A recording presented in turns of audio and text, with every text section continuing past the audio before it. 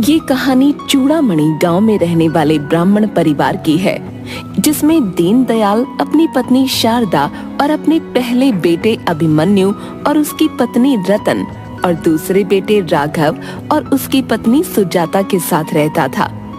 अभिमन्यु और राघव रोज भिक्षा लेने के लिए जाते थे। एक दिन काफी समय हो जाने के बाद भी जब अभिमन्यु और राघव दोनों घर नहीं पहुँचे, तो राघव की पत्नी सुजाता और अभिमन्यु की पत्नी रतन उन्हें व्याकुल होकर गांव में ढूंढने लगी। चाचा, आपने इन्हें और जेठ जी को कहीं देखा है? नहीं बेटा, आज तो वे आए ही नहीं भिक्षा के लिए। वैसे बिटिया, का हो गयो? कुछ नहीं चाचा, सुबह से ये और जेठ जी दोनों घर से साथ निकले थे, पर अभी तक घर नहीं लौटे हैं। कहाँ देख लिया उन्हें? कहीं पूजा करबे के काजे तो नहीं बैठ गए? नहीं है, सारे घर और पूरे गांव में देख चुकी, कहीं मिले भी नहीं है। पीछे से रतन भी आ जाती है। सुजाता भाभी, ये दोनों मिले कि नहीं? मुझे तो नहीं मिले। मैंने हर घर गली सब जगह देखा, सबसे पूछ भी लिया, पर कहीं नहीं मिले। ये कहीं चले तो नहीं गए हमसे रूठकर? तभी पास से एक लड़का योगेश आता है। भाभी, आप रो क्यों रही हो? भाभी, हिम्मत रखो, यह दोनों यहीं आसपास के गांव में ही होंगे। अरे भाभी, मैंने दोनों को गांव के तक्षक मंदिर वाले रास्ते पर जाते हुए देखा था। योगेश की बातों को सुनकर सुजाता और रतन दोनों घबरा जाती हैं। बेटा, आप दोनों घर चली जाओ, अब शाम हो गई है। वैसे भी शाम का समय हो गया है। तक्षक राक्षस रात में आ जात है, जल्दी जाओ। आखिर तक्षक है कौन और सब लोग उससे डरते क्यों हैं? तक्षक मौत का दूसरा नाम है। लोग खजाने के लिए उस मंदिर में चले जाते हैं। तक्षक लोगों की जान क्यों लेता है? तक्षक मोगी देवी की पहली संतान थी। तक्षक बहुत लालची था। उसने देवी के सारे सोने को हड़प लिया था, और जैसे ही तक्षक अनाज को हड़पने वाला था, सारे देवी देवताओं ने उस पर हमला कर दिया और अपनी संतान को देवी ने बचाने के लिए शर्त रखी। और वो शर्त थी कि कोई भी तक्षक की पूजा नहीं करेगा और सब तक्षक को भूल जाएंगे। चूड़ामणि गांव के लोगों ने तक्षक का मंदिर बनाया और उसकी पूजा की, जिसकी वजह से सभी देवी देवता क्रोधित हो गए।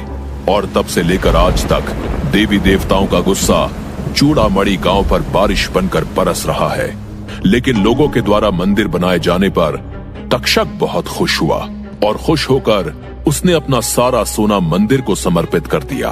क्या वो सोना अभी भी उस मंदिर में है?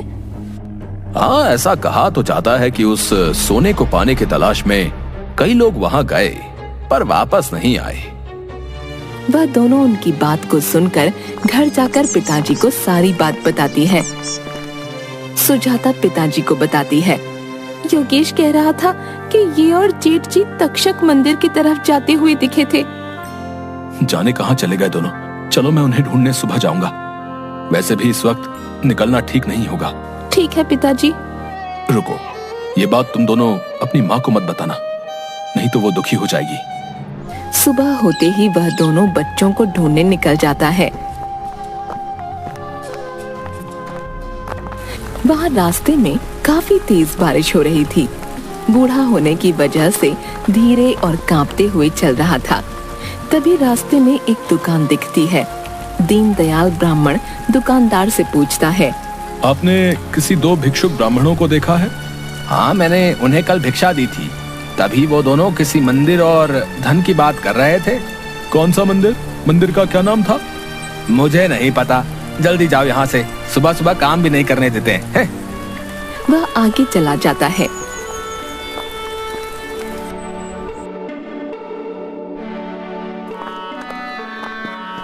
वह पूछते पूछते वही आदमी और औरत के घर पहुँचते हैं, जिन्होंने दोनों ब्राह्मण भिक्षुक को वह मंदिर के बारे में बताया था। क्या आपने कोई दो ब्राह्मण भिक्षुकों को देखा है? ब्राह्मण जी, आप पहले अंदर आइए। आइए। हाँ, दोनों परसों के दिन तो आए थे, आज तो नहीं आए हैं। हाँ, ये दोनों इस तक्षक राक्षस की फोटो देखकर पूछने लगे थे। मैंने उन्हें सब कुछ बता दिया। जी अच्छा, अब मैं चलता हूँ। जी ठीक है। दीनदयाल समझ चुका था कि अब उसके बच्चे नहीं बचे होंगे। उसे अपने गुरु की बात याद आई जो उस मंदिर के बारे में बताते हैं। वह कुछ सोचकर घर चला जाता है। घर पहुंचकर पत्नी से कहता है, सुनो, मैं दोनों बच्चों को लेकर 1-2 दिन के लिए बाहर जा रहा हूँ, अपना ध्यान रखना। दीनदयाल अपने झोले में पूजा पाठ का सामान और एक तस्वीर रखकर मंदिर की तरफ चला जाता है। रास्ते में वह अपने गुरु के बताए हुए बातों को याद करते हुए चलता है, बीते हुए समय की गुरुजी की बात को सोचते हुए। गुरुजी, ये तक्षक रक्षक और उसके जो सैनिक हैं, उन्हें हराने का कोई तो रास्ता होगा। हाँ, उसके लिए हमें आटे से बनी गुड़िया चाहिए होगी। इसी के साथ गुरुजी उसे बहुत सारी बातें बताते हैं। वह बातें अभी तक दीनदयाल को याद होती हैं। वह मंदिर में पहुंच जाता है। दीनदयाल जैसे ही अंदर जाता है वैसे ही वहां काला धुआं उठने लगता है, जिससे उसकी नाक में अजीब सी महक भर गई। वह आगे देखता है कि जमीन पर एक सितारा बना हुआ है। उसे इस सितारे के बारे में मालूम था। उस अंधेरे कमरे में वैसे तो कोई नहीं दिख रहा था, पर उसे वहां कई लोगों के होने का एहसास हो रहा था।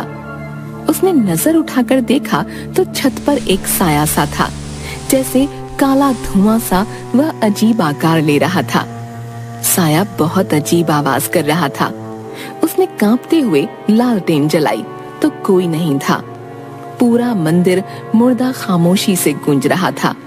उस धुएं की वजह से उसे भ्रम पैदा हो रहे थे।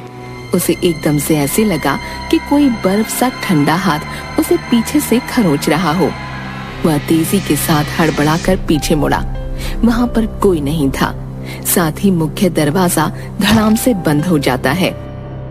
वह तेजी से जाकर खोलने की कोशिश करता, पर कोई फायदा नहीं होता। जैसे ही वह वापस तक्षक की मूर्ति वाले रूम में जाने की कोशिश करता, वैसे ही उसके पैर में कुछ फंस जाता है, जिसके कारण वह गिर जाता है। वह जैसे तैसे उठकर संभलता है। किसी की पीछे से आवाज आती है, अभी तो बहुत कुछ बाकी है, चले जाओ, यहाँ से चले जाओ। दीनदयाल जम जाता है। वह डर रहा था। उसे कई तरह की आवाजें आ रही थीं। उसके सामने एक भेड़िए की शक्ल का इंसानी शरीर वाला एक सैनिक दिखता है। फिर वह छिप जाता है। उसे फिर से आवाज आती है। यह सुनकर वह नहीं जाता। उसे अपने बेटों का चेहरा बार बार दिखाई देता। वो मन मारकर आगे बढ़ने लगता। रास्ते में हड्डियां और मांस उसे दिखाई दे रहे थे।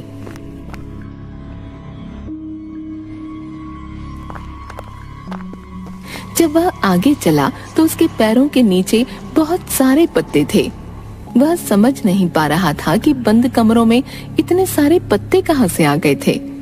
शाम होने के कारण वह लालटेन जला लेता है। तभी वह देखता है कि लालटेन की मध्यम रोशनी में तक्षक की मूर्ति दिख रही थी। उस रोशनी में उस मूर्ति का चेहरा साफ दिख रहा था। ऐसा लग रहा था कि वह मुस्कुरा रहा हो। वह यह नजारा देखकर डर रहा था और अफसोस कर रहा था। उसे गुरुजी की बातें याद आईं कि इस आटे की गुड़िया को तक्षक के पास जो सोने की मुहर है, उसे इस पर लगाकर उस सितारे वाले गोले में रखना है। उसे किसी भी तरह येती वाले सितारे के गोले में सोने की मुहर के साथ इस आटे की गुड़िया को वहां तक पहुंचाना था। जैसे ही वह सिक्के को निकालता है और गुड़िया पर लगाता है, वैसे ही तक्षक मूर्ति तक्षक में बदल जाती है। इससे बचने के लिए दीनदयाल मोंगी देवी की तस्वीर तक्षक के सामने कर देता है, जिसके कारण तक्षक कमजोर होने लगता है। उसके हाथ से सिक्का नीचे गिर जाता है। दीनदयाल सिक्का उठाकर भागने लगता है। उसे पकड़ने के लिए सैनिक मानव शरीर पर भेड़िए के चेहरे वाले उसके पीछे लग जाते हैं।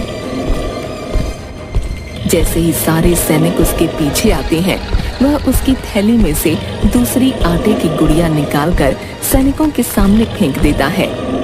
उस अनाज की गुड़िया को वो खाने लगते हैं। साथ ही वह कुछ अन्न के दाने मंत्र पढ़कर सैनिकों पर फेंक देता है। ओम फट एम भाबर भुगी भागनी भागोदरी ओम फट स्वाहा।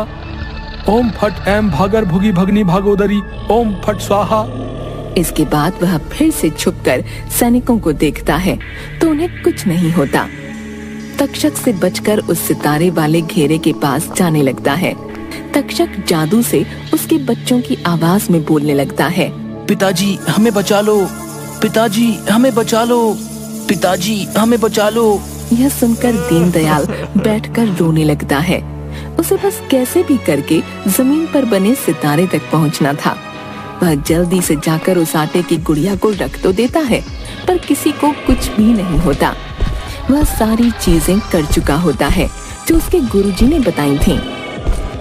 वह बड़ी सोच में पड़ जाता है।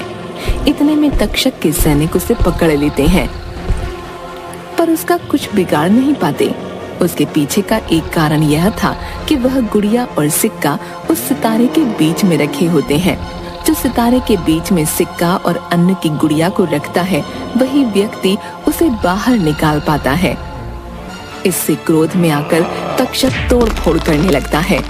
मंदिर में सभी जगह वो तोड़ फोड़ करता है, खासकर एक जगह को छोड़कर। इस पर पहले तो दीनदयाल का ध्यान नहीं जाता, पर उसकी नजर एकदम से उस जगह जाती है जहाँ जरा सा भी तोड़ फोड़ नहीं होती। वह जगह बिल्कुल साफ होती है। तभी चालाकी से साफ वाली जगह पर वह खड़ा होकर वहाँ जो छोटी छोटी आटे की गुड़ियाओं को तोड़ने लगता है। उसमें तक्षक के सैनिकों की जान होती है। वह सारे सैनिक मारे जाते हैं, जिससे तक्षक और गुस्सा होने लगता है। जिसके बाद वह दीनदयाल को मारने के लिए हाथ उठाता है, पर उसे मार नहीं पाता, क्योंकि एक तो वह सिक्का और दूसरा यह खंभा जिससे दीनदयाल चिपका हुआ था। तभी वह मोंगा देवी का आह्वान करता है, जिससे वह देवी प्रकट हो जाती है। तभी दीनदयाल को गुरुजी की एक महत्वपूर्ण बात याद आती है। मोंगा देवी और तक्षक के बीच बात होने लगती है। इसी बीच दीनदयाल जाकर जिस जगह तक्षक की मूर्ति रखी हुई थी, उस जगह से तलवार निकाल लेता है। बेटा तक्षक, यह तुमने और तुम्हारी सेना ने कितने बेकसूरों को मारा है, इसके लिए मैं तुम्हें माफ नहीं करूंगी। तुम मेरा कुछ नहीं बिगाड़ सकती हो। दोनों में युद्ध होने लगा। इसी बीच दीनदयाल उस तलवार से उस गुड़िया और उस सिक्के के 2 टुकड़े कर देता है, जिससे तक्षक की हार हो जाती है।